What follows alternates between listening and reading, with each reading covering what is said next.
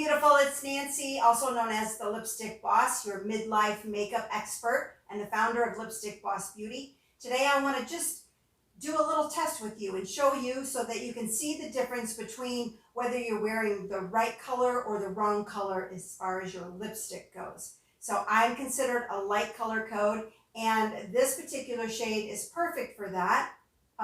One thing that you want to think about when you're applying lipstick or choosing the right color is that the level of intensity matches your eye color. So see there, this lipstick just gives an overall fresh vibe, which I love that. That's so me. Now let me show you what the wrong color looks like. It's a little frightening. Hold on. Ugh.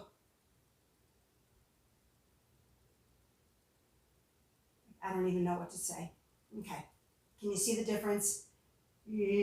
Now this color is perfect for the deep color code, someone who has the dark hair, the dark eyes, and the medium skin tone. So if you want to know what your color code is, I have a free color code chart in the description box below. Find out what your color code is and which lipstick colors are going to look best on you.